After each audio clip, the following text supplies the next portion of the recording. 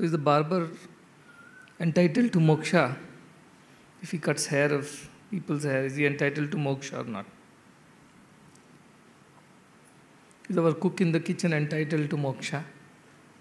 The gatekeeper and the watchman and the people who are cleaning the toilets, are they entitled to moksha? Yes, very much they are entitled to moksha, provided they desire for it.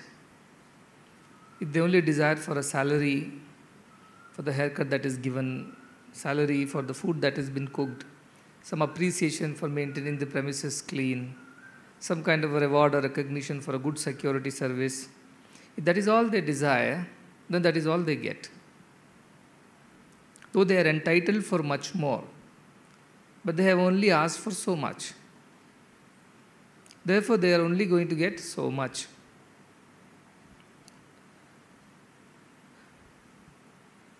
Kadavantora, Nirantera, Kavalanna, Ekkuva Radura.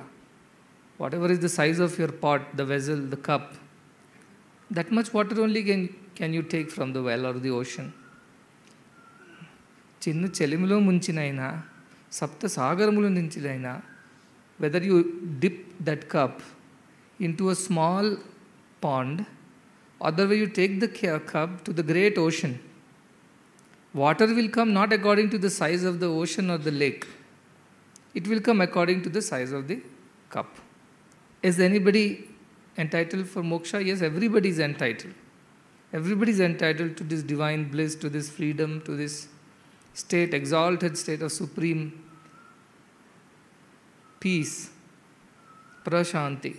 Everybody is entitled to that. But only if they realize that they are entitled to this, and that is what they should come for. Go to a big great guru and go with a small cup. According to your size of the cup, you are going to receive the grace. Even if you are entitled for more, you cannot, because your cup is only so small. Your thinking is only so small. Your aspiration, your desire for the highest is so less. So according to that you get it. That is why Krishna said very good, very well. Chaturvija bhajante mam. 4 kinds of people come to me. Ye jana, Sukrito Arjuna. They all have done some good deed. Otherwise they won't come to God at all. People say the biggest threat is religious conversions from one religion to the other. No, the biggest threat is conversion into an atheist. Use all the science and logic and say, this is the reason why God does not exist. What has happened to science and spirituality? The fight between the two, if you observe. I heard a term called God of gaps. God of gaps means whenever science cannot explain something, we put God in that gap and say that is why God is there, because science cannot explain. The moment science can explain, all right, we'll find another gap and put our God over there. That's how we keep shifting, and the gaps are becoming narrow and narrow because science is able to explain more and more and more. Therefore, this God of gaps thing is what is leading to atheism everywhere. I think people take great pride in saying, I'm spiritual but I'm not religious. What do they mean? They only know. It's a fashion statement. Most of these status updates are, I'm spiritual but not religious. Whatever they mean. But this problem of God of gaps is when people don't believe in God at all. So even if you believe in God and come begging for something as silly as a job and a salary or some relief from pain or suffering, even then some sukruta, you have done some good, otherwise you wouldn't have come this way. You would have found some other way. That is what is Bahunam Janmanamante. After many, many births of such wanderings, finally the boat comes to the shore and seeks God. For what sake? For many sakes. One, arti. I need a salary. I'm a poor man. I need some income. I need some financial security. I have loans to pay. I have debts. I have fees to pay for my children. I have rent to pay for my house. I have EMIs. List is long. They come for God for that. So even in this ashram or anywhere else, there might be people who are just artis. who's come for some problem in their life, they didn't get anything anywhere else. So they came and fell at God's feet. Please save me, help me. All right. God will say, all right, come. Your cup is how big? This much? All right, take as much your cup takes as much you can fill in your cup. Then Artharthis come. Their cups are also small. And they are also coming for some desire only. It could be not just financial or problem with finances. It could be recognition, it could be fame, it could be power, position, authority. It could be any of these things. They all come for that. And their God is the ocean unlimited He is. But your abilities are limited, so you only pick up so much from that ocean of compassion. You get your artharthi, those desires which are worldly and petty, fulfilled. At least you are better than those fast-growing species called atheists, an extinct species called devotees. So you are there, so I will save you any which ways. You begin there. So artharthi. Then comes those who are jignasu. They are done with their problems. Not that their problems are solved. Their problems are not done, but they are done with their problems. See, these problems will keep coming and going. There is no end to this. If I solve one, tomorrow another will appear. Therefore, how long will I go behind my problems and desires? They are unending. They are endless. They come continuously. So why should I bother God for these things? Let it be. That's a part of my karma. That is a part of this whole life's game. And it will keep happening. Sukha, dukkha, labha, alabha, jaya, ajaya. It will keep happening as day and night. So let me not bother about this. Understand the difference. Jignasu is not free from all the problems. He did not become Jignasu because all his financial, emotional, family, or professional, personal problems were solved by God. That is not the reason why he became Jignasu. He became because he realized these problems are a part of this life. Anityam, asukham, lokam. Therefore, it's a part of the life. How long will I go on begging God for solving my problem? Is that all God is meant to do? Yes, He did solve my problems. From 10 years, He's been solving my problems. He's been helping me in all possible ways. So how long should I go on? So he becomes a jignasu. Enough is enough. So it doesn't mean that he does not have a problem. It does not mean that he does not have another 2 daughters to get them married, or it does not have a son to get him educated or send him to US.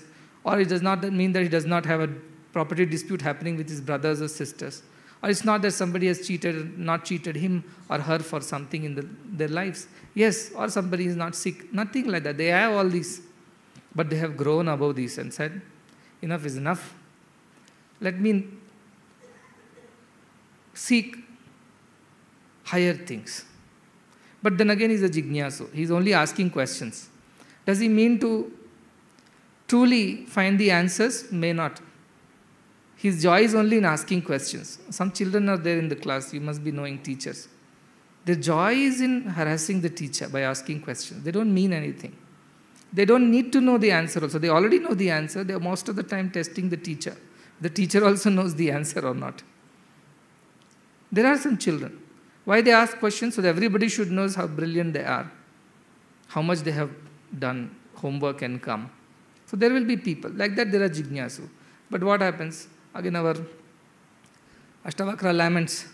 Ajivapi jignasu parastatra vimuhyate. In the whole life you keep running behind questions of God. But you don't mean to practice anything. You just want to develop intellectual knowledge and give lectures or talk about it and show your pandityam in front of those poor artharthis. That's all is their joy. Parastatra vimuhyate, ajivamapi. All life also he does this jignasu, this business of asking, getting questions answered. Still the ultimate will elude him, evade him. He will never receive that. Because his cup again is there, but probably slightly bigger than, but still full of holes, and it won't stay. So there is no point. He cannot contain the entire ocean in that cup, however big it is. So jignasu also is kind of, though entitled for higher things, is only exercising limited rights over God or Godhood. Then there are jnanis. As I said, it's not that jnanis don't have financial problems, jnanis don't have family problems, or jnanis don't have political issues or professional issues. It's not that in Gyani's house everybody is married and settled well abroad in US, California. It's not that in Gyani's life there are no property disputes and fights with their neighbors and kith and kin. It's not that in Gyani's wife, the wife is the most faithful or the husband is the most faithful. It's not that in Gyani's life he's not going to get a leg pain, a backache, or a cancer for that matter. It's not even that Gyani does not get questions about the existence, about this, but he's not interested in any of these things. He says, yes, all these exist. Problems exist and they will exist. Even today, if I solve, tomorrow something will come. Name, recognition, fame, mind wants it, it exists. But I choose not to pay attention to it. And all kinds of questions also exist. The chicken and egg questions. Destiny came first, free will came first. Free will is more powerful, destiny is more powerful. Jignasu questions these are. Gyani is not bothered. When a snake is coming to bite you, are you going to sit and analyze, no, where did this snake is coming? Where is this coming from? How is it traveling? Oh, look at its motion. It's coming to bite you. But you are interested in which species is that, to which particular group it belongs. Are you going to sit and analyze all these snakes, or are you going to run from there? So this kind of jignasu stupidity is there. Karma is there. Where did this karma come? If all are born from God, why am I worse than the other person? Or why the other person is better than me? Why that fellow is close to Swami? Why I am far from Swami? Why did I not do good deeds? Why they did the good deeds to reach Swami? It's all like analyzing that snake which is approaching you fast. Which species? What is this name? Zoological name? The scientific name? Go on and on. It will come bite you and you're dead. So Gyani will not waste time in these stupid questions. He doesn't care. Which breed, which species, where is that coming from? He's only very worried in saving himself. Forget where it's coming from. First run. Because all I know is it's a snake. It will come and bite me. All these discussions can happen later. But first I have to save my soul. Isn't it? That is the Gyani's way. They will not engage themselves in too many wasteful questions. Why, Swami, my karmas are like that? Why I got a wife like this? Why I got a husband like this? I have got a husband and wife like this. That's how it is. Now what can I do? I will continue to lead my life in such a way that I rise above all these dualities and remain in a state of equanimity. That is what I need to do now. What is the point in going on discussing what happened in the past and blaming yourself or blaming everybody else? Or even asking questions of this nature. Who came first? Who came second? If free will is more powerful than divine destiny, then why I did not choose the right things at the right time? If destiny is what is more powerful, then what is the use of free will? If I am in charge of my own fate, then what is God's role? If God is only decided everything is a drama, I am only an actor, then how can you blame for the sins that I commit? These are all the ways of that jignasu. Ajivam api jignasu. But this kind of curiosity is unnecessary. It's a waste of time. Our culture was so clear about it. Somebody asked, Vedas were written, these are questions people have asked, so I'm answering it during the discourse itself. So Vedas were written in which year? When was the first Rishi and who got the first message of Veda? So I said they were written, there are Parushayas, there is no beginning and end to the Vedas. When did it come? It came with the advent of man, when the first man opened his eyes and looked around. So when was the first man who had opened his eyes? When was he born? I told, if you go by the yugas, we have been there for millions of years. Oh, so how long is each yuga?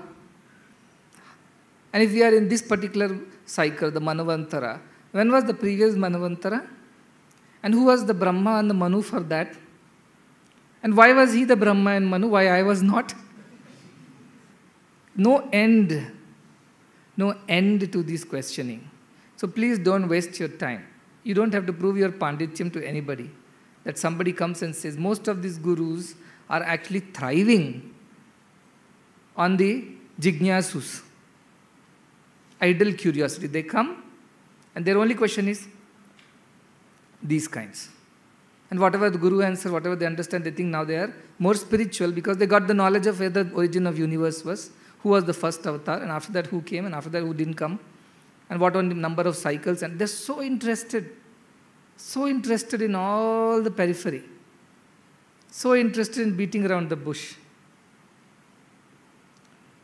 That is the value of the idle curiosity. That's of no use. If really only one curious question you should ask is, who am I? All the questions are waste. If you are a jignasu and you must ask a question, the question should be, who am I?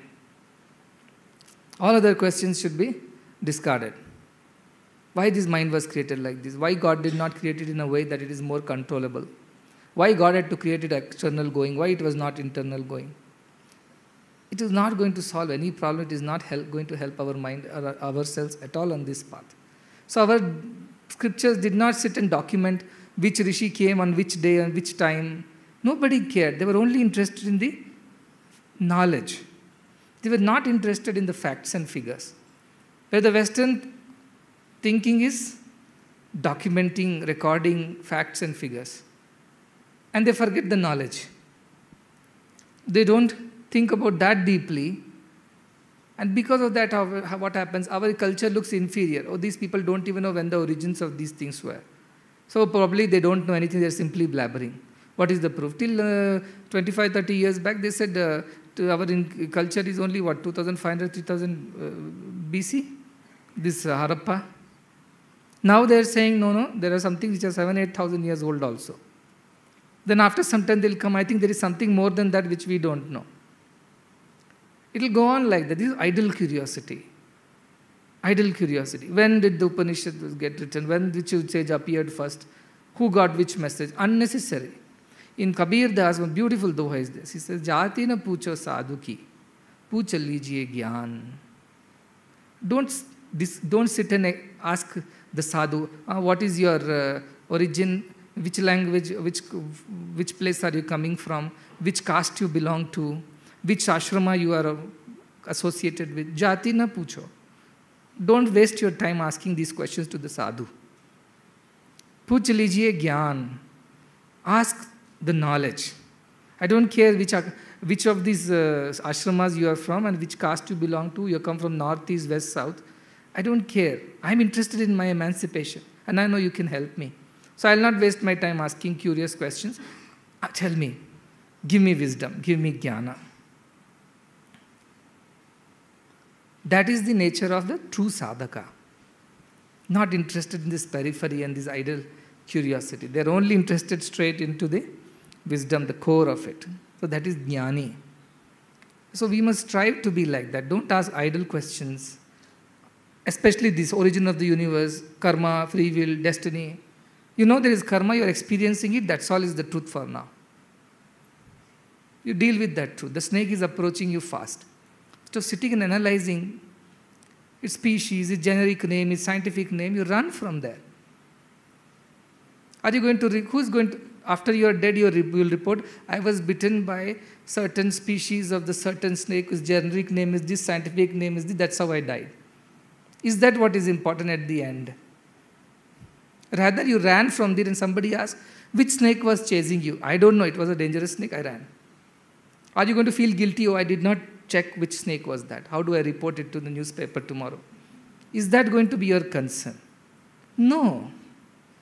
You saved yourself, you are relieved. That should be the focus of a sadhaka.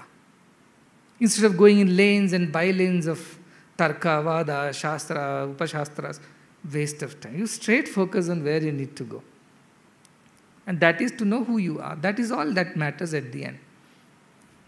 Why I am saying is that when many questions arise in your mind, if these questions are simple, differentiate, idle curiosity. If I don't know, is it going to stop my spiritual sadhana? Is it going to be any way significant for my further growth? No, I don't need to waste my time knowing all that. Yeah, I may not be able to impress a friend of mine or two who wants to argue with me about the greatness of some other culture or historic importance of some other culture over mine, Doesn't matter. His idle curiosity is simply wasting his time. I will rather run away from the snake. So that should be the focus of the sadhaka. So jignasu, jnani, all four kinds of people come to God. And poor God has no choice. If he does not entertain them, then all of them will become the new breed, atheists. They will not believe. Science will explain to them some kachapaka, some theorem they will explain, and they will believe that yes, science has explained this so far. And if you ask the question, what about that which science has not explained? They'll say science will explain some point in time. Science is exploring. Where they said universe was small, now they say universe is infinitely expanding. Like a balloon is expanding and every day it's moving up farther and farther. And there are billions of universes. We are in a universe, in that we are in particular galaxy, in that we are in particular solar system. And then we are saying now there are billions of universes, billions. And the size of the universe nobody knows. Millions and millions of light years. What is the point in all this? Does this support you? Does this help you become more peaceful, joyful, contented? Nothing. At the end, you have to deal with your day-to-day issues. So forget about this wasteful curiosity. When this Rama come, which date, which year, which what? All right, he came, he taught something. Catch that. Don't go for these details. Go for the core. Because it is said, when Shaunaka went and approached Angirasa and asked, Kasminnu bhagavo vijñātam, sarvamidam vijñātam bhavati. But what should I know? Kasmin vijñāte. What should I know by which everything will be known to me? He was not interested in other things because he had spent enough time dealing with aparavidya. He spent enough time dealing with scriptures and shastras and agamas and rituals and karmakandas. He had done enough of this. At the end, he realized he has not found the peace. He has not understood anything. He has only stuffed his head with just too much of logic and details and facts and figures. But at the end, he is not having any peace. Therefore, he ran to Angirasa to ask him, tell me, how do I know the truth? What should I know that I know everything? And then he told him there are two kinds of education. Dve vidye, two kind, paracha, aparacha. There is one which is of this world, that is vidya, what we are all this Vishaya Jnana, and there is the vidya which is spiritual. And all these, even he said, Ruga, Yajur, Sama, all these Vedas are lower education only. One may think, I know whole of Rigveda and all the Upanishads contest, I know by rote. Still our Angirasa will say, well, good, but at the end of it, you have not known anything. Because all this is your aparavidya, avidya only. The paravidya, the real vidya, is about your own self, knowing which everything is known. Knowing the wood, all articles made of wood are known. Knowing the clay, all articles made of clay are known. Knowing the electricity, all the functioning of all the electrical equipments are known. That which is the source, which is the one which has made all these things. And therefore it is important. So keep your curiosity limited only to that which is helping you in your further spiritual growth. If it's only an exercise of the mind and collection of facts and collection of information and material, you are wasting your time. As such, you practice very little spirituality, those 15-20 minutes a day. In that also, if you spend most of the time thinking of these things, what a waste. Truth is that we were all born to practice spirituality, and all else should have been adjusted according to that. I must do my sadhana. And therefore, I must eat light breakfast because I'll feel sleepy. I must keep my body healthy, so I should do some exercise so that I'm healthy. I can sit longer for sadhana. I must not talk to too many people because those thoughts will come into my head and it will trouble me. Therefore, it will affect my sadhana. Or I must not go into certain places because going there is bad vibrations. When I come back, it will all be lodged somewhere in my being, and that will all come out during my sadhana. So everything was focused on the sadhana alone for the sadhaka. For him, everything was supposed to be realization, and all else should have been fitting into this plan. If it is not fitting, give it up. But today what has happened? Earlier I said, dhano moolam idam jagat has become today. Dharma moolam idam jagat was earlier. What dharma? Atma dharma, swadharma. Today, dhano moolam. Everybody wants to adjust everything according to how much money they can make. Isn't it? No breakfast, run to the office. Why? Because I must reach early, get a client call and make some deal. So breakfast is thrown, skipped. People don't sleep in the night. Because they are working and working and working. Why? Because they need to make more money, get a promotion and get progress and become richer or whatever. Everything around them is revolving around money now. Whereas our ancient culture said everything should revolve around jnana. To attain that jnana, you must put all your efforts. Yatata, put your efforts. Yatatam, yatatmavan. You must put all your efforts to attain that jnana. It means if you're eating too much of breakfast is coming in your way of your sadhana, don't eat breakfast then, however tasty it might be.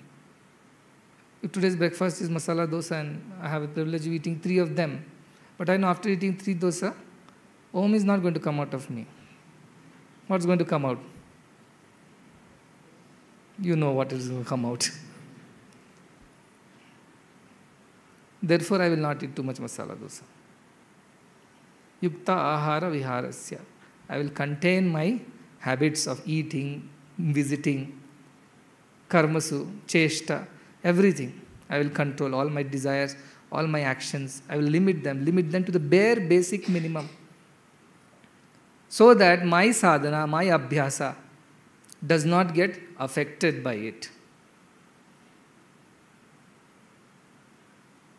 Have you seen a mother? There are some mothers, they have a small baby. Their whole life revolves around the baby.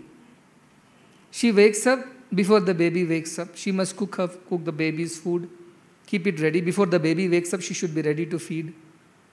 When the baby is going to school, after that only she will do all her other work. And before the baby comes back from the school, she's finished all her work to be ready to receive the baby again. Everything of that lady, that mother, revolves around the child. Husband also will not get his cup of tea if the child is there. She will say, you make your own tea because I am attending to the child. Is it or not? That is the kind of dedication one should have for one's own sadhana and abhyasa. That everything else can wait. This cannot. This is my decision and doing my sadhana, spend that much time. To me, you should have spent all your time on sadhana. But because it is not possible, we also have some other activities. Do that. But every time you find 2 minutes also, you should get back to sadhana. That's how one should prepare one's mind for sadhana. Not spend time thinking of unnecessary, unwanted things. Idle curiosity is not good. It's wasting your time and energy. It may leave you again intellectually on a high. I know more than others. But spiritually, you are a low. You didn't learn anything. So don't waste your time analyzing the snake. Just run. That should be the attitude of a true spiritual sadhaka. We were all discussing something on Vairagya. Shankaracharya says so beautifully, Bhaja Govindam. Suramandir taru mula nivasaha. Whether he sleeps in a temple, Suramandira, God's temple, or Tarumula Nivasa, or under a tree, Shayya Bhutala, his bed is the earth.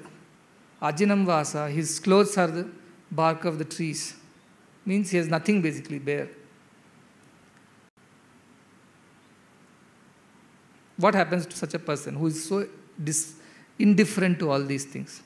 Whether I sleep in a temple or I sleep under a tree, I sleep on the floor, I wear silk or I wear a tree's bark or the animal skin or whatever. What happens to that? Sarva parigraha bhoga tyagaha. The one who has given up all accumulation, amassment, parigraha. Yama says aparigraha. Don't amass, don't accumulate things which are not necessary. Whether it's physical, material, financial, emotional, mental, intellectual, of any nature, don't accumulate and crowd your life unnecessary. Friendships, social media contacts. We don't need them. You are confusing and crowding your head.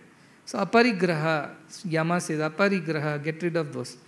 Don't accumulate more than what you require. That's why I told even ladies, 6 months you have not used the saris, you don't need the sari. No, the sari I got during my marriage. So what? No, if I go for any other person's marriage, in 6 months you have gone to anybody's marriage, no, discard it. You don't need it. You need for darshan, need for your work, that is fine. Like men, they keep accumulating gadgets. You don't need it, don't accumulate it. Don't simply crowd it. Like that friendships, like that unwanted money, like that unwanted relationships, thoughts, even these intellectual facts and collection of information. Nothing is necessary. You use what you have, what you need to use. Everything else is lying around. So, sarva parigraha bhoga tyagaha. We are talking about vairagya, so I am coming to that. The one who learns to give up sarva parigraha, bhoga, all kinds of enjoyments which are unnecessary. It means if you did not eat that another dosa, it was not going to make you die. You did it because you became a slave to that tongue. You see? And that is why you ate it. Your stomach was kept on saying, please, please don't send another dosa. I am overloaded. It's impossible for me to digest this. But tongue says, take it, take it, take it. A hot one has come now. So eat it. Tongue said you ate it. Stomach is under trouble now. And with that stomach which is swollen, how are you going to chant God's name? How are you going to sit in one position for 2 minutes straight, you tell me? Not possible. Bhoga tyagaha. Because it will come in the way of my spiritual growth, so I must do tyaga of it. Kasya sukham na karoti viragaha. How can such a viragi, the person of such detachment and dispassion, not be happy, he says. Kasya sukham na karoti viraga. For that person of detachment and dispassion, how can there not be happiness? Such a person has to be happy. This is the conclusion.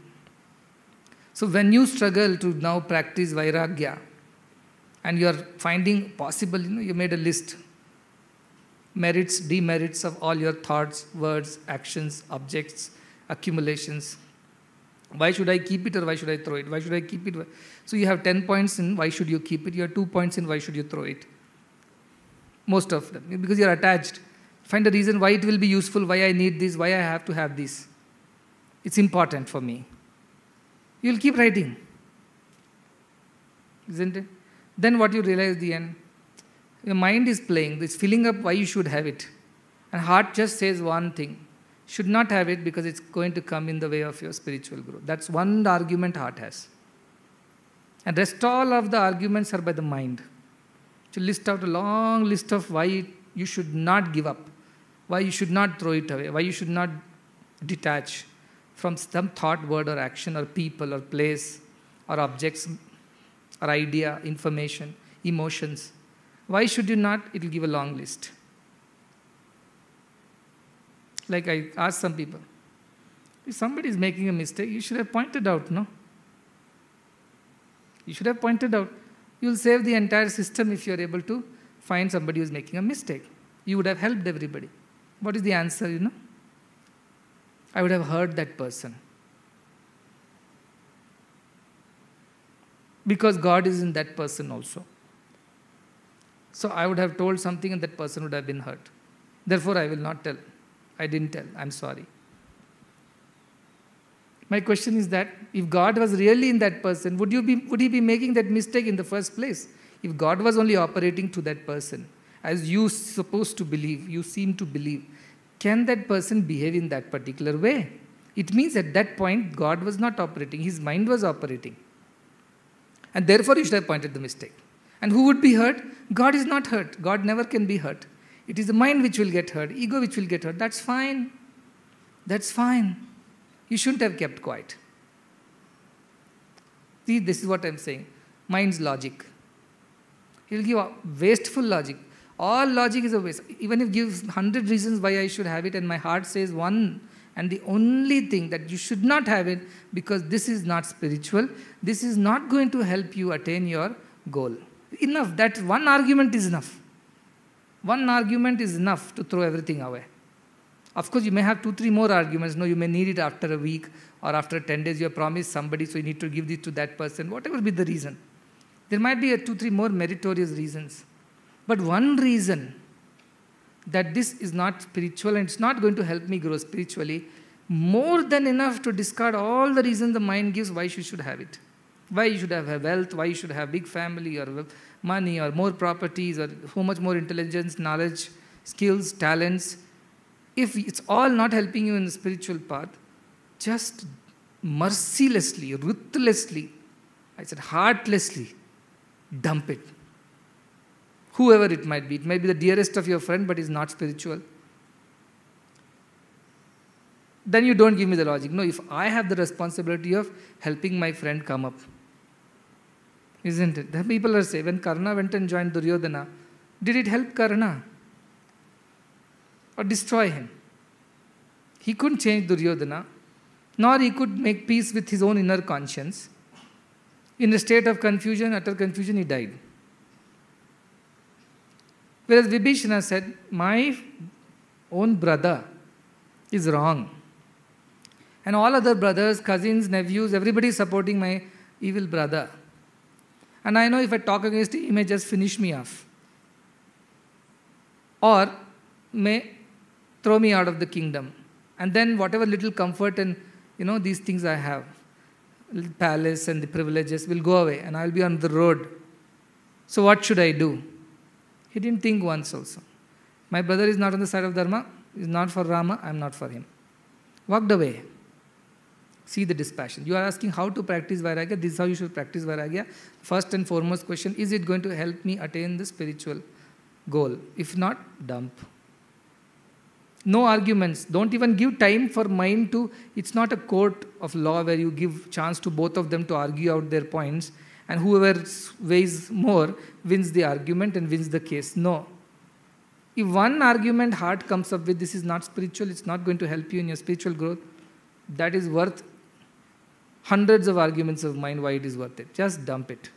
That's enough. That itself is, this one thought is enough to develop Vairagya and come to this detachment which I am talking about, getting rid of your unwanted things. It will just help you. This one thought should help you. Like Vibhishana who decided, is it dharma? Is it according to Rama? No.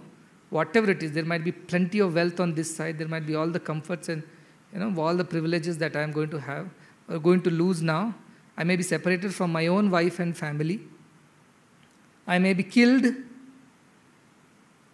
Anything is okay because this is not spiritual. When Vibhishana, like Rakshasa, could think so straight, imagine he was going to lose everything what he ever could have. His wealth, his inheritance, his privileges, his powers, his family, even his life. But he just decided, I must go to Rama because that is right. Karna, what did he do the other side? When he was not allowed to participate because he was not a Kshatriya or what a king, he was only a son of a, so to say, a charioteer. Duryodhana got up and said, no, I'll give you one kingdom. You are the king of... So you can also participate. Now let's have a war. Let's have the competition, he says. And what should Karna should have told? Duryodhana, this is not right. But Karna also to prove himself. His mind was there.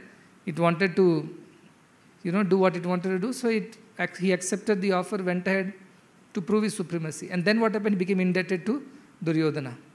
Never could come out of that debt. All life, even if he knew Duryodhana was wrong, all life he suffered under him. Bhishma Pitamaha, he suffered all his life because he listened to his mind and not to the heart. He didn't think that this is right or this dharma or not. He didn't think. He just kept on arguing. I have given promise to Satyavati, my mother. I have taken a Bhishma vow, pratignya, that I will protect this seat of Hastinapura. I have taken a vow that I will not marry and continuously serve whoever be the king who sits on this throne, whether he is evil or good, he didn't bother about it. All my life, because can live forever, I will fight for the Hastinavati and the king of Hastinavati. Mind's arguments. All seems right? And on one side, heart says, what you're saying is wrong. Just leave this. I know you made a promise, but it is evil, it is adharma. So this promise can be broken. You will gain less sins by breaking the promise than by continuing with the promise. So you leave that, but he didn't do. He knew Krishna is God. He knew Pandavas were right.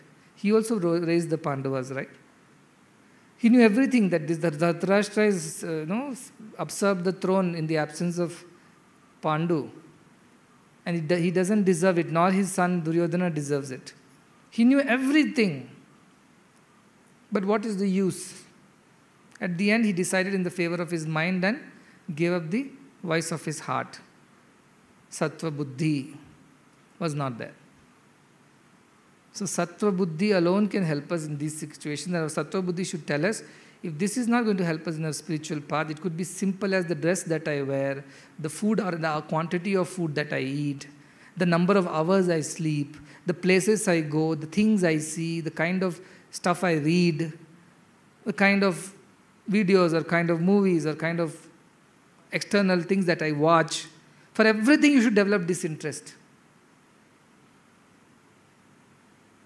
Because unless you develop that, and because you have only one interest, which is to realize and become happy, crossover. I was telling these boys, we make efforts, but they're flimsy efforts. Like throwing a ball up and it comes down right back. So for a moment or two, we stay in that exalted state of supreme divine bliss, declare ourselves Jivan Mukta, but the next moment, Jivan Bhukta. For once, push yourself so strongly that you cross over this gravitation force. You escape the earth's gravity. Escape velocity, they call it. Escape for once, so that you don't have to again be in the control of this gravity. You have gone up and never you are going to return to this earth. Earth means this is symbolic. You are free. Nobody can control you now. So try that, is what I was telling these interns. That you have pushed yourself many times. Bahunam janmanam. Many births you have tried escaping. But your efforts were very limited. And you just went up for some time and fell right back. From the mother's lap into the mother's womb. That's all happened all this time. For once you put enough effort. Gain that momentum, get that escape velocity and escape this Janma Mrityu. And no one returning, you can free Swachhanda Charina. You can roam as you please. Nobody can tell you what to do, what not to do, because you are always doing the right thing. You are dictated, you are guided by your dharma, inner conscience. You are not going to go wrong anytime. Machitta you will become. All your mind will be continuously engaged in me. There is no other thought in your mind other than me. But how it will come? It will not come easy. Patanjali says, Abhyasa Vairagyena Vritti Nirodha. All your mind's vagaries should be stopped by Vairagya, but Abhyasa of Vairagya. The practice of detachment will help you control your mind at some point in time. So how do you practice detachment? This is how. Sit down. If something says that not going, it could be anything. It could be a question of your very survival the next day. It does not matter. Have that much of courage as Vibhishana had. What will I eat tomorrow? Does not matter. If I am on the right path, food will come to me. If I am on the right path, what I need will be given to me. Like Vivekananda once was traveling. See, he was so intelligent, he could become a lawyer and join this British courts. And done what? Fought against Indians and punished Indians. On behalf of it, British courts were all fake. Everybody knew what's the final judgment going to be. Whoever you are. And if the judgment is not going to be that because of some clause, they will change the clause, they will change the penal codes and make sure that the British government wins. Whatever happens. So what's the point? But many people became barristers. He also could have become one. And he was so intelligent, he could have been a great lawyer. But he chose to argue for India, argue for Sanatana Dharma, argue for Hinduism. And he advocated it quite well around the world. But he could have been a small, petty, puny lawyer in some Calcutta court also. But he chose the other way around. So when he was a Parivrajaka, first 2 years he was roaming around the whole of country. He also followed Shankaracharya's method, walked up and down, north and south of the country. All by himself. Not a pocket money, no bank accounts, no ATM cards, no internet banking, mobile banking, not even money to bank. Just walked out of his house.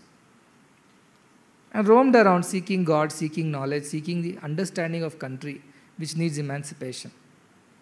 So once he was traveling and he was going in a train, it seems, and he was very hungry. He had not eaten anything for maybe 2 days, 3 days, whatever it was. And there was this rich man who was sitting in the same compartment opposite to him. And that man said that you people, are young people, you should be working hard, and you people have taken to this lazy method of living, begging in the name of being monks. What a shame. And he was going on, how they are. So they was going on scolding. At that point in time, Vivekananda kept quiet. He was so strong to go and give a tight slap to that man. But he had learned his way. Earlier he would fight with anybody, but he would not now. He learned that is not the way. They are blabbering, let him blabber. A station came, he was so thirsty for water. Somebody gave water, he just drank and sat with that. And the other man bought a lot of food for himself. And he asked, he didn't ask him for food. He was arguing and shouting at Vivekananda. He said, God is there for me. He will provide for me. I don't need anybody else's help. He was very clear. And this man said, let us see. So the next station arrived. It is some station, you don't even know where you are right now. No Google Maps. He just gave that. He got down at the station just casually. And this man also, the rich man also got down in the same station. And then what happened? He saw one man with a mat tugged in his arms and a basket of food. He's searching somebody. The moment he's Vivekananda, he comes running straight. Because Vivekananda is sitting under a tree, closing his eyes, hungry but cannot help. And this man comes and says, are you Swamiji, I am so and so, I run a sweetmeat shop, and afternoon I went to take a nap. And that time Balaji, my God, appeared in my dream and told, go to the railway station, there is one sannyasi who is hungry, feed him well.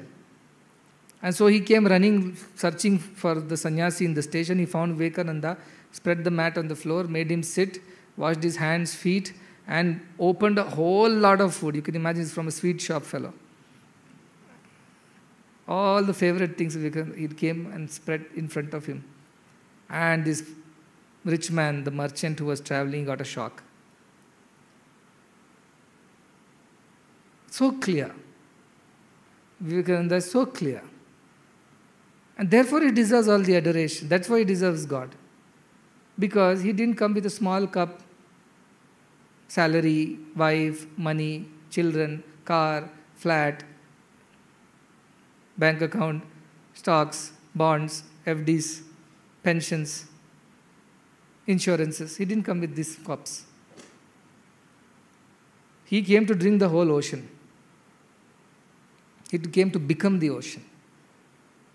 And he became, because God took care of that.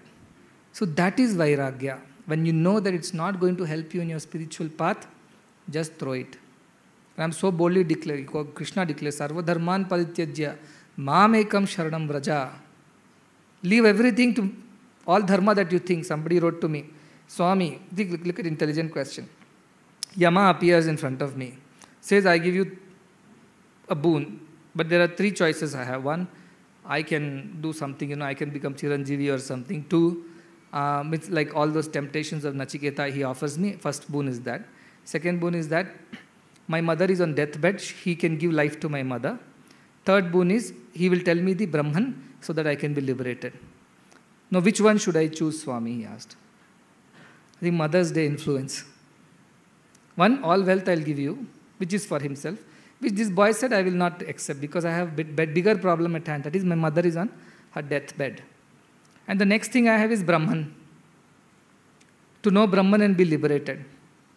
Now, which one should I take, he asked. And then he himself said, if I was there, Swami, I would have chosen my mother should live because that is my dharma. Am I right? It's a sincere question, honest question, I appreciate it.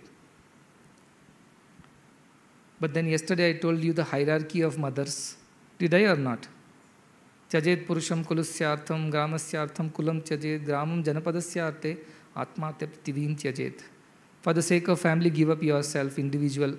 For the sake of village, give up the family. For the sake of nation or world, give up your village or whatever community you belong to. And for the sake of God, you can give up everything. So while at the face of it, for the jignasus and the intellectuals and all the feminists and advocates of motherhood will think how bad this boy is.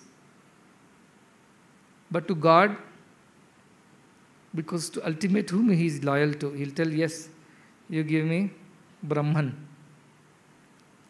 Because that is the reason why my mother even gave birth to me, that I should realize myself.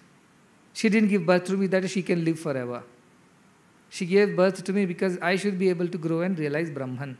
It's a different story that his or her mother might not have thought that way. But that is the ultimate goal. And jatasya hi dhruvam mrityu, dhruvam janma mritasya cha. Tasmad apariharyarthe natum shochitum arhasi. Those who are born, they are going to die. If the death has come, nobody can stop it. And those who are dead, they will be born again if they have not redeemed themselves. So why you unnecessarily cry, O Arjuna, over something which cannot be resolved? Why do you cry? It may sound like horrible. All the mothers will think this is what Swami is teaching all the students. But then he said, Kulam pavitram janani krutartham. A person who attains Brahmagyana, becomes a Brahman, one with Brahman, his mother is redeemed. If he becomes a Brahmagyani, his mother has already been given pavitram, kulam only pavitram. Forget mother, father, uncle, aunt, cousin, neighbors. Everybody has become pavitra for him. He has redeemed all of them in the process of redeeming himself. In the process of Atmana Mokshatam, he has done the Jagatitaya. And his mother also will be redeemed. Death is only temporary, isn't it? This birth, she was your mother. Next birth, or the previous birth.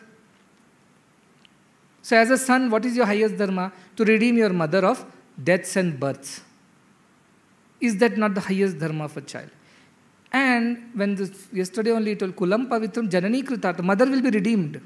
She will be remembered forever for being the mother of a Brahmagyani. So this death is temporary. Anyway, if not 10 years later, it will anyway come. She is not going to live forever. It will anyway come. So the son should be discriminating. This is Vairagya.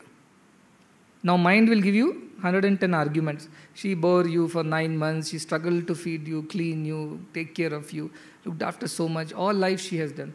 Now she is on the deathbed. As a son, is this what you should be doing? What kind of son are you? What kind of dharma is this? Where is your putra dharma, matru, whatever. He'll give a long list. But heart will tell one thing. Ultimate purpose of all life is to realize the self. And if I do that, my mother also will be redeemed. That I was born from her womb and I attained the highest, which is what she should have desired for me in the first place. And the moment you redeem, you can redeem everybody around you. Your mother will be naturally redeemed. Your whole kulam will be redeemed. When Hemleka landed up in that kingdom, what happened? She redeemed everybody in the process. So, this is Vairagya. This, even a very touchy and very tricky question like this should be again weighed in the light of Adhyatma's highest good and decided. So you will think, this boy is so selfish, he is only looking for his Brahmagyana. Many people give this argument at home. How can you be so selfish? You are leaving your mother, father struggling in their village and you want to go and serve society, you want to realize God. How horrible, how ugly, how selfish, what kind of spirituality is, they will say all these things. Vivekananda's mother also was like that. He had 2 sisters, both were in trouble. His younger brother did not have money to pay fees for his college education. Their house was taken over because of the debts that they had. And he recollects that in one of these places, he would cover himself with a blanket, but there were so many holes that his feet will keep coming out of one hole or the other whole night. That poverty, Vivekananda. Yet he decided to take to the spiritual path. The other option was, he's an intelligent fellow, can be a great barrister, advocate. British will take him in no time. And he can make a good earning, bed back the bungalow, put mother back into the palace, take care of everything at his home, and let the world go to hell. Let spirituality go to hell. Why should I bother? Neither he will redeem himself, nor redeem anybody else. He could have also settled down with 4-member, 5-member family, in the course of time married and had 4 more children. He could have done that, right? So what did he choose? Is he wrong in choosing that? If he is not wrong in choosing that, how can this boy be wrong in choosing Atman over Deha Mata? How can this? So don't give in to such emotional as somebody said, I read in Narsimurti's book, Tao philosophy, love is not an emotion, it is a decision, he said. Love is not an emotion, it's a decision. Love must know how to make a decision and not get drawn or carried away by emotions. I love that boy, so I spoil them. I love my child, so I give everything and spoil them. Is that truly love? It's not love. It's attachment, some raga. But if I truly love, then I should be able to decide correctly. That love will give me the strength to take the right decision. That is Tao philosophy, whatever. So Vairagya will come if you have that clarity in your head, accompanied by tremendous determination. This and nothing else, like Nachiketa. This and nothing else. I will ask you a question. Suppose Yama had given only one boon to Nachiketa. What would have been that boon?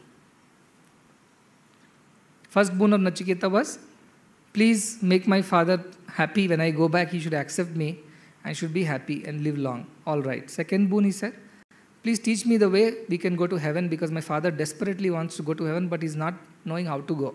If you teach me, I'll teach him. Done. Third boon, teach me about Brahman. If Yama had given Nachiketa only one boon, Brahman, one boon that ask one anything, our Nachiketa should have asked, after learning about Brahman from you and the Nachiketa Yajna, I should go back to my father who should accept me with peace. Could have been, right? Somebody, when God told, ask a boon, and he said, may I eat with my great-grandchildren in gold plates.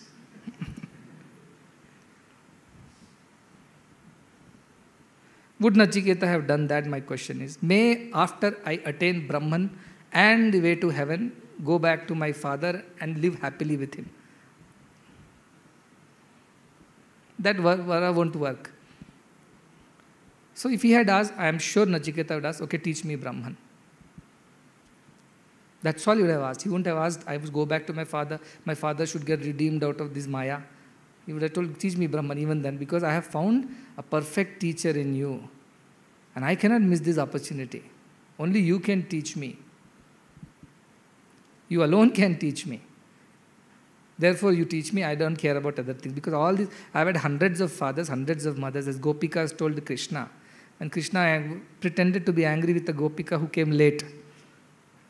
Sometimes children come late and I pretend to be angry. Why are you late? What are you doing? Like that, Krishna. So Krishna went overboard and said, go back to your own husband. Why have you come to me now? So late. I've been waiting for you. Go back to your husband. She said, which husband should I go back to? In every birth I have had a new husband. Every birth I had a new father or a mother. In every birth, everybody was different for me. The only person who was the same in every birth of mine is you. So which husband, which father, which wife, which brother, which sister? Whom are you asking me to go back to? I only know you. You are the one who were there with me birth after birth after birth. That Daiva Mata was alone looking after us birth after birth after birth. All Matas did not help us. So whose lap should I go back to? This is what the Gopika asked Krishna. Which husband should I go back to? That clarity, that absolute precision is demanded of a sadhaka. And if you do that, what will happen to your actual wife of this birth, actual children of this birth, and the father of this birth, and the mother of, what will happen to them? They all will be taken care of. Why? Sarvadharvan parityajya mamekam sharanam raja. Aham tvam sarva papebhyo mokshayishyami mashucha. I will take care of everything. Ananyas chintayanto ma yejana paryupasute tesham nityabhi yuktanam yoga kshemam vahamyam. You worry about me, think about me, and I will worry about you. And everything that you need to worry about, I will worry about it. Simple one sentence. Somebody wrote, Swami, I have realized your small Telugu poems contain the essence of all the Vedantas. After reading Vedantas, he is realizing this. Till now, nobody realized that in Swami's simple little sentences, Sarva Vedanta Siddhanta was there. Nobody realized that. Now they're realizing because I'm talking Vedanta, quoting from scriptures. Now they're feeling, Swami knows a lot. Till I was not telling these things, small Telugu poems, these are all his personal creations. Now everybody knows. One word, you do my work, I will do your work. It's equivalent to Ananyas Chintayantu Ma. Sarvadharman Parityajya. Is it or not? Is it not Abhayam Sarva Bhutebhyo? Is it not essence of all this which Krishna Rama have told in one simple English sentence? You do my work, I will do your work. Is it not the essence of... Do you have faith in this sentence is my question. Do you really have faith in this sentence? We quote it, misquote it. Do we really have faith in this sentence that yes, of course, even if I have to give up everything and have to follow Swami, I know Swami will look after everybody. And why I will tell you that. See, this body is mother, father, brother, sister, whatever needs to be there as a part of the Purva Prarabdha karmas are there. So this body and all the people associated with this body, they will travel to Kanyakumari. And there was a beautiful temple of Vivekananda Memorial Rock, where he meditated for 3 days, I believe, before going to or after coming back from America or something. As I said, I'm never interested in details, I'm interested in the core. So we went there, the group, and as everybody entered the Vivekananda Memorial Rock, and Swami Vivekananda, the huge statue, is standing over there, dark color. And he's in the center, and the Guru Ramakrishna and Mother Sharadama are on the either sides. So as this whole group went inside, so this body stood in front of the statue and prayed mentally that you are such a great disciple of your master. You, in those days, under such difficult circumstances, you followed your master and went to almost the ends of the earth, all the other side of the earth at least, and spread his message of Vedanta and all this. What a great, noble, blessed soul are you. That is what this one told that one. And what did that reply? That Vivekananda came alive in the statue. Because they're all there in Sukshma, you see. They came alive, the statue. And the moment he came alive, he said, he ignored this comment. He ignored this comment as if he didn't hear at all. He was not. He looked and said, are these family members? He asked. So obviously the reply has to be there. Yes, Swamiji. These are all the family members of this body. This is the mother of the brother, sister, whatever. You know what Swami Vivekananda said? He said, your Guru has taken care of the family much better than my Guru. No comparisons. Your Guru has taken care of the family better than my Guru, he said. God has taken care of your family better than my family. Should we not have that faith in one sentence? You do my work, I'll do your work. That is the essence of Vairagya. I must do just what Swami wants me to do. Everything else can be thrown out of the window. It may sound hard and ruthless to your own personal relationships, mother, father, brother, sister. But who is this mother, father, brother, sister? And where were they at birth before? And where will they be after a birth more from now? So they are there. Respect them. Do what is required to be done. But when it comes to choosing between the great spiritual path and the others, it's always the spiritual path. And you can be rest assured. You don't even have to fear like the sannyasis of the past, whose family members are left to themselves and we don't know what become of them. Here is a Swami who says, you do what I am saying. You realize yourself, all your responsibilities are ma'am. Yoga kshemam vahamyaham. I will look after. You just do what I am trying to tell you. That's all. Yesterday I was telling, because the mind is so petty, it understands only money and finances. If I tell you anything, so how much work we have done? We have fed 25,000 families, let us say. Oh, 25,000 fellows. We have spent 25 lakh rupees feeding. 25 lakh rupees. Which attracts more? We spend crores running the institutions. 5,000 students are studying versus I spend 2 crores a month running the institution. Which sounds attractive to the media, to the general public. They'll only catch hold of the money part of it. They'll not see the seva part of things. That's the nature of it. That's why I was telling. If I can take care of thousands, 1 lakh children have been treated in our hospitals, 10,000, now almost 12,000 have been operated for free, thousands have studied, lakhs have been fed. If I can look after all of them whom I don't even know, so to say, they don't know me, so to say, will I not look after you and your near and dear ones? Don't you have that much trust in me and in my word? Forget everything. Even economically, financially, will I not be capable of looking after you and your family? Tell me once. If I can look after 10,000 children's operation and thousands to study and lakhs to be fed, and any other disaster anywhere comes up, look after. Will I not look after you and your 4-member family? If you have faith and trust in me, will I not do that? Then why do you worry so much? Why are you not taking to this path, spiritual path? Why do you have to take the responsibility and burden of feeding your own husband, wife, children, mother, father? Why? Why you are sitting in a train putting that luggage on your head and suffering? Why? This is what makes me feel bad for all of you. Why? Why are you a beggar with a treasure buried in your backyard? Why is all I'm asking. And I'm telling, dig it up, wealth is there. You're like, oh, it's too much of work to dig. I'll beg rather. This is what you're telling, isn't it? Dig 10 feet, you'll find a treasure pot full of gold.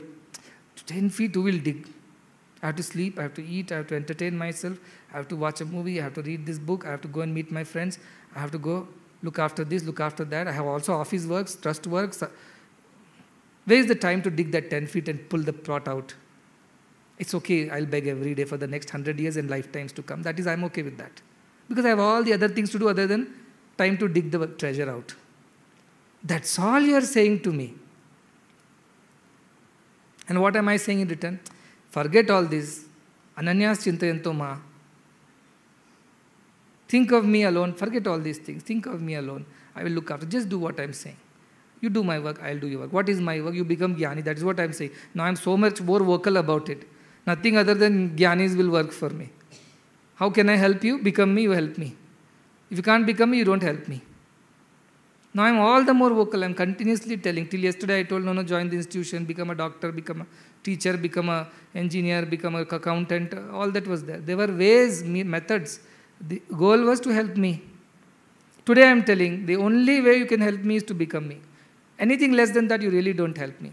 And if you truly, truly want to help me, you have to become me. And becoming me means you have to become absolute desireless. That is perfection. That is Shuddha Sattva. That is the Parama Padam. Absolutely desireless. I have a small 4-year child. He's falling sick. Should I pray? Not pray. Is that a desire? Not a desire. No, is your responsibility? You take the responsibility. That's about it. It needs to be taken to the doctor. Take to the doctor. Beyond that, what can you do? Take my life. Save my child. Drama vaddu.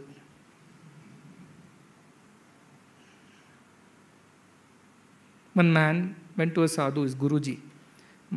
He said, Guruji was teaching him like this, like me, going on blabbering, sannyasa, adhyatma, spirituality.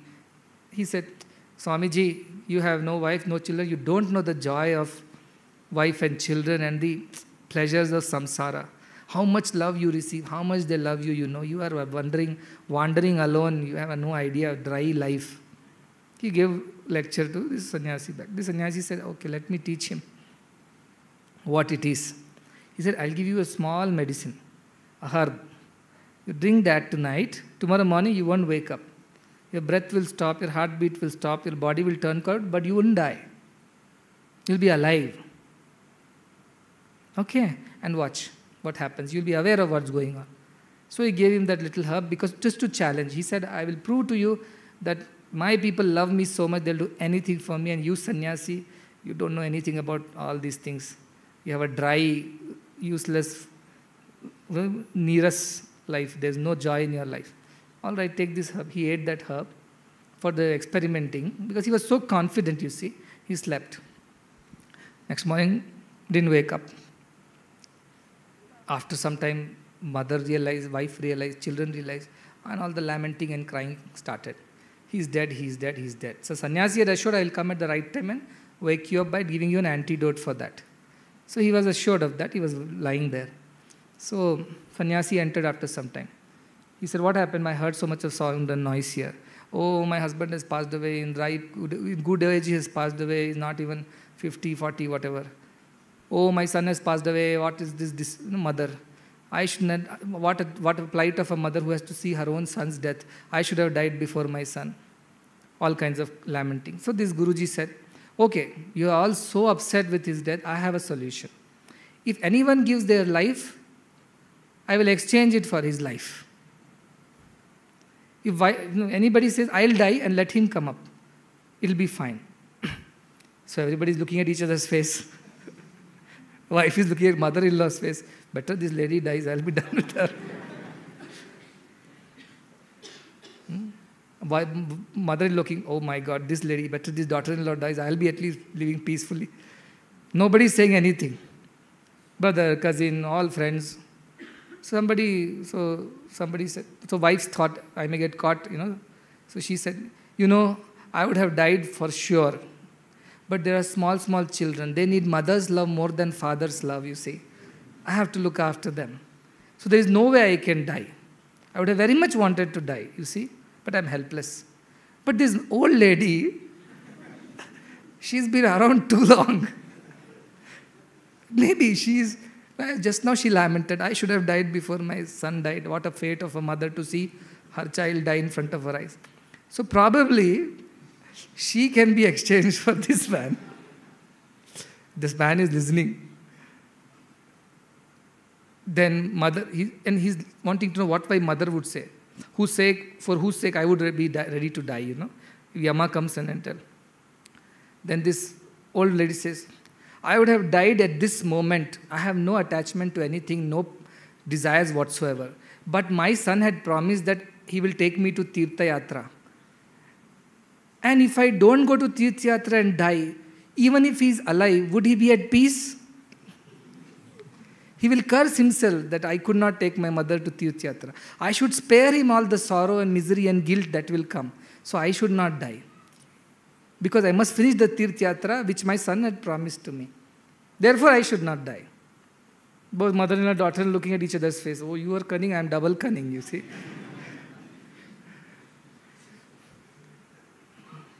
This man who must be in that state would have thought, I better die now. What's the point in coming alive, living with a wife and a mother like this? For whose sake I was doing everything. He would have thought like that. So this sannyasi knew the plight of this man. He gave the antidote. This man came alive. They both were shocked. Then sannyasi said, have I proven my point? He said, of course, yes. And he became a sannyasi too, saying that your life is better than my life.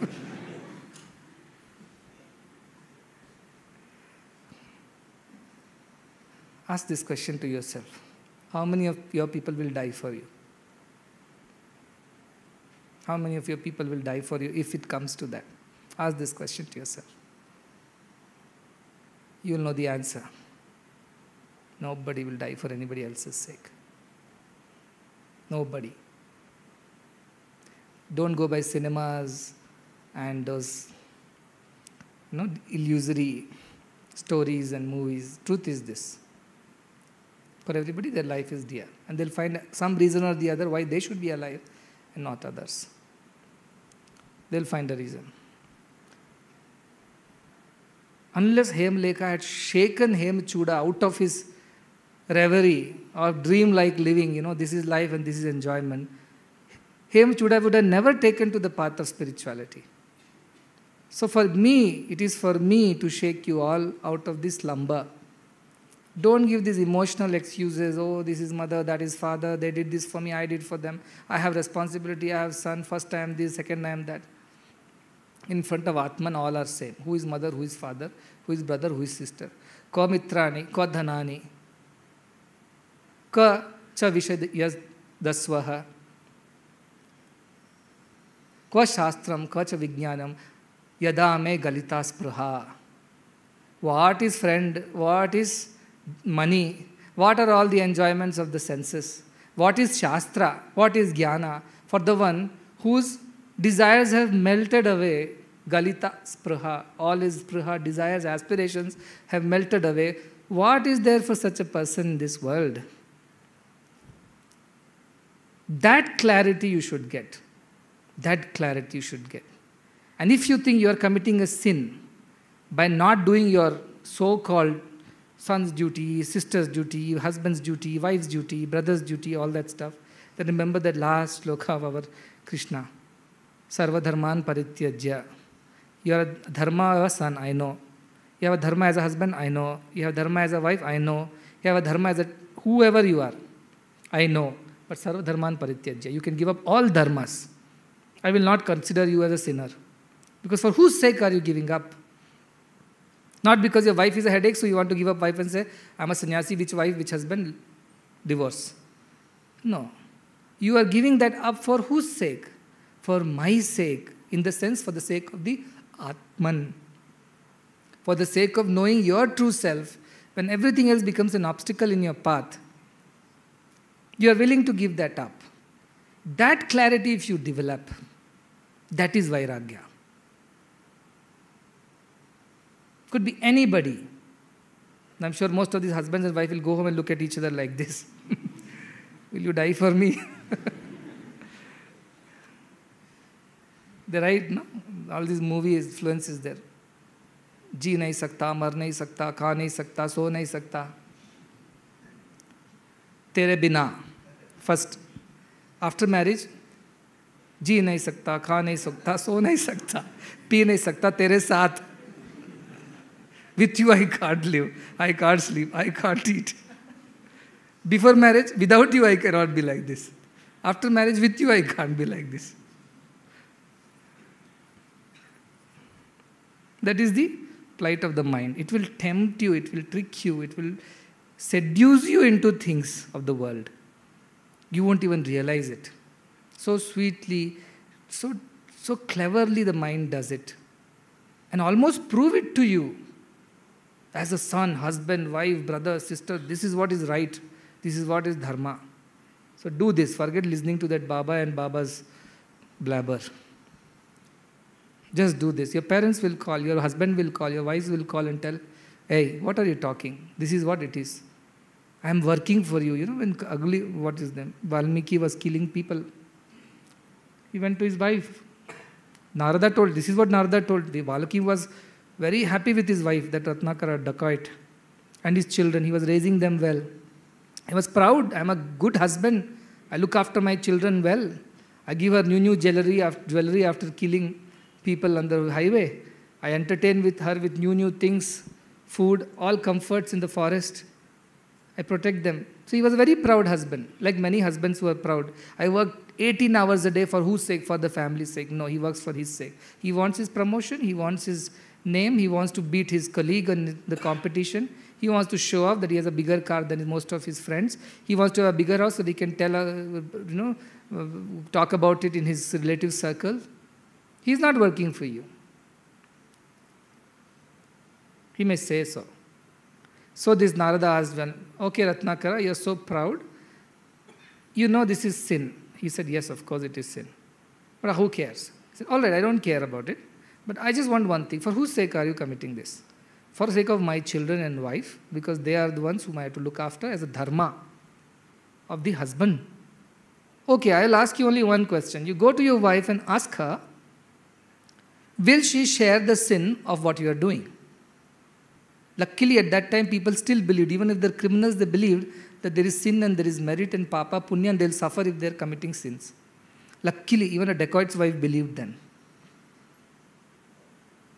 Today's generation, as some boy told me, YOLO generation, you only live once. So enjoy. There is no death, birth, punyam, papam. They have junked all the scriptures and theories. You only live once, so enjoy as much as you want. Because you never know you'll live again or not. But even the criminal's wife in that yuga knew there is sins and I will have to suffer for it in hell. So he went and asked his wife, "Dear one, I work for you, you know that." "Of course, yes." "I love you very much and the children, you know that." "Yes, of course, I know." "So my question to you is, because I do everything for you, I look after you, but you know how I do it. I kill people.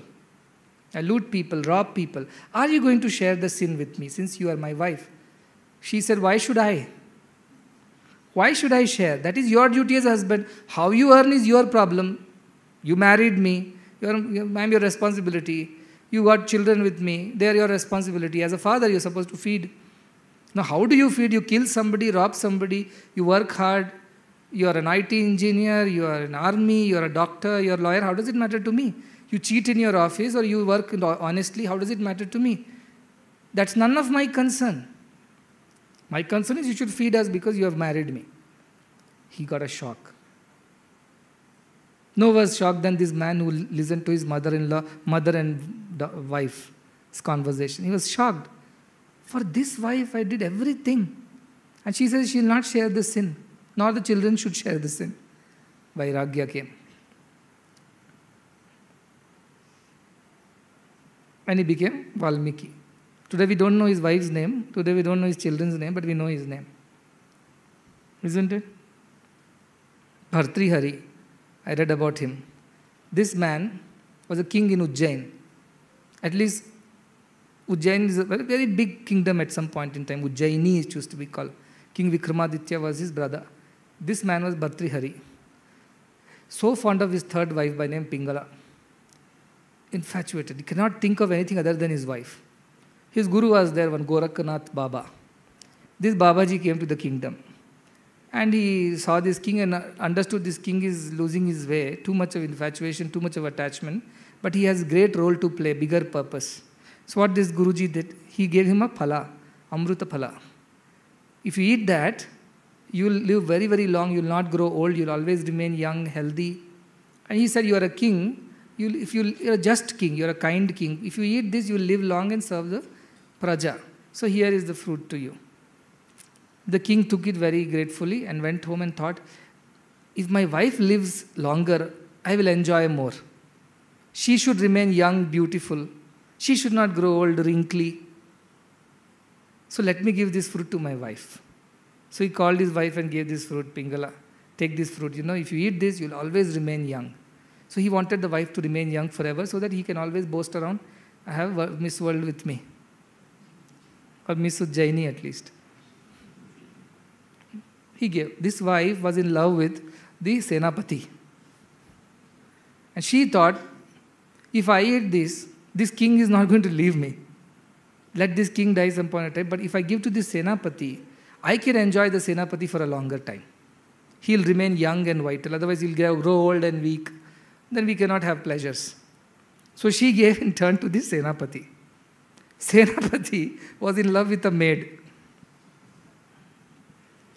And this Senapati thought, I love that maid so much, servant maid. She should be given this because she will be younger and live longer. So he silently gave this fruit to this maid servant. And this maid servant thought, our king is the most noblest and the most just. He should live the longest. I should give this fruit to the king. And she came with the fruit and to the king. King, I want to offer a fruit, is Amruta phala. If you eat that, I know all these things. Who gave you this fruit in the first place? To me, that Senapati gave. Who gave the Senapati call? Your wife only gave. He got a shock of his life. He became a sannyasi. So you don't need to necessarily go through shocks to become sannyasis. All I'm proving is that. Don't have to go through that. Wise people have said, snakes bite and you die. Don't have to get a snake, get yourself bitten and see whether you die or not. Not necessary. That's all I'm trying to say. Even Rama and Sita could not live in peace. Iha samsare, bahudustare, kripaya pare, pahi murare. The samsara is full of misery. And all those people who put a brave face and say, oh, our marriage is a success and our children are so, ask them how hollow their words are. Their success because they could not divorce themselves, that's all it is. There were plenty of moments when they could have divorced each other, if there was an opportunity. But because of our traditions, culture, the social pressure, the family pressures, the children's pressure is so high that they just somehow drag on and on and on. But that does not mean their marriages are successful. Or these worldly friendships that we talk about, Tere bina ji nahi sakta, kha nahi sakta, pee nahi sakta. All this sounds good in movies and films, and because that's what they sell. They sell people what they want to hear. If you tell spiritual things, who wants to hear? So remember this. Remind yourself of what is true, what is not. Nitya anityatam smara. Unless you do that, you cannot develop dispassion. So if you tell me, how do I develop vairagya? Keep telling yourself this again and again. This is not in line with my spiritual path. This is an obstacle for that.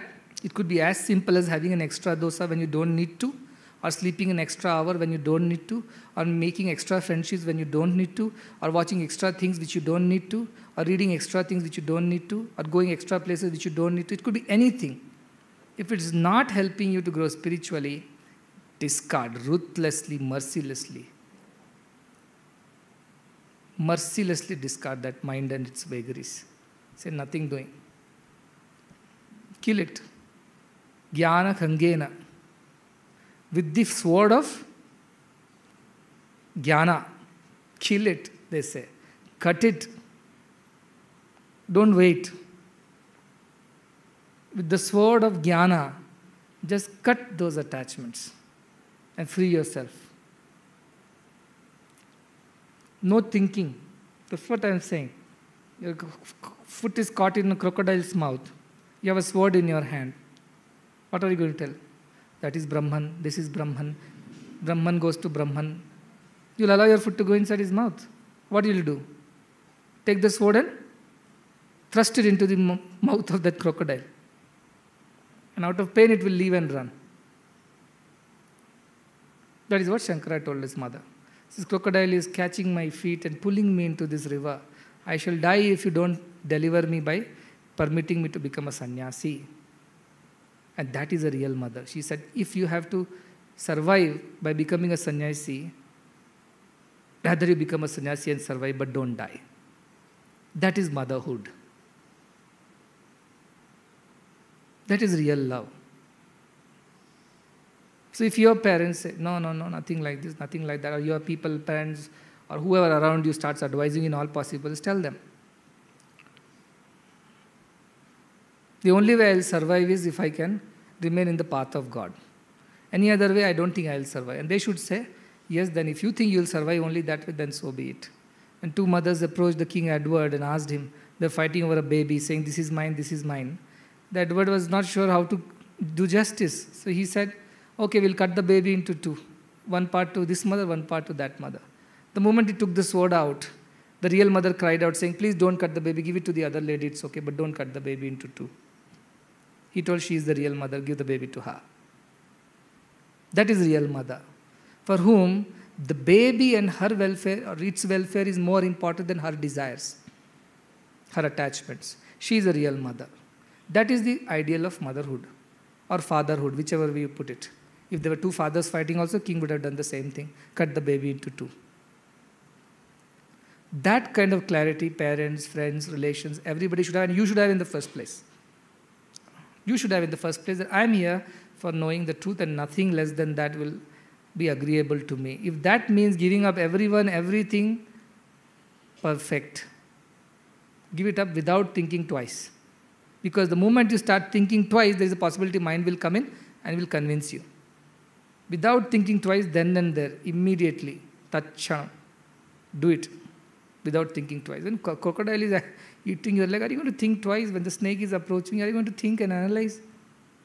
What will you do? You save yourself when your body is on fire. Can you desire for anything else? Where is my friend? Where is my mother? No, you'll run to jump into a pool.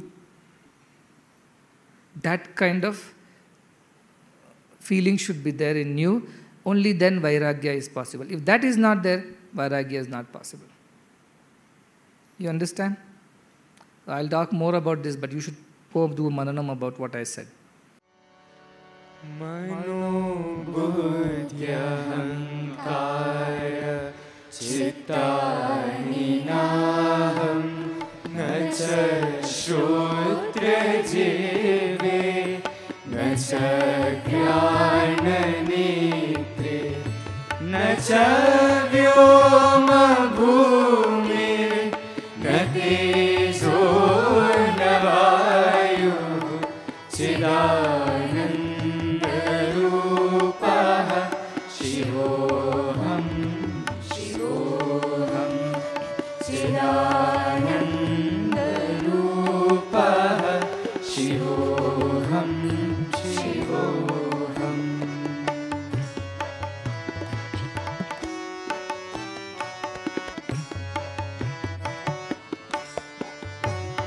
न च प्राणसंज्ञो न वै पञ्चवायु न वा सप्तधातुर्न वा पञ्चकोशः न वा पाणिपादौ न चोपस्थपायुः चिदानन्दरूपः शिवोऽहं शिवोऽहं चिदानन्दरूपः शिवोऽहं शिवोऽहम्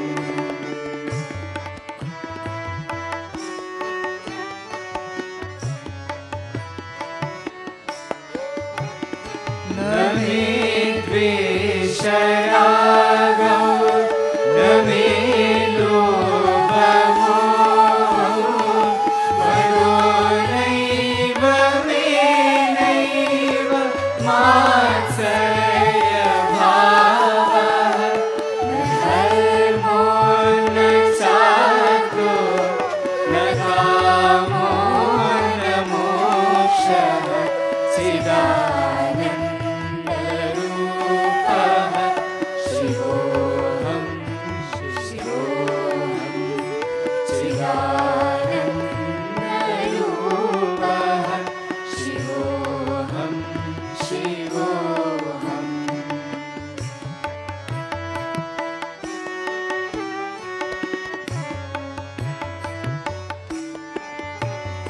न पुण्यं न पापं न सौख्यं न दुःखं न मन्त्रो न तीर्थं न वेदा न यज्ञः अहं भोजनं नैव भोज्यं न भोक्तः चिदानन्दरूपः शिवोऽहं शिवोऽहं चिदानन्दरूपः शिवोऽहं शिवोऽहम्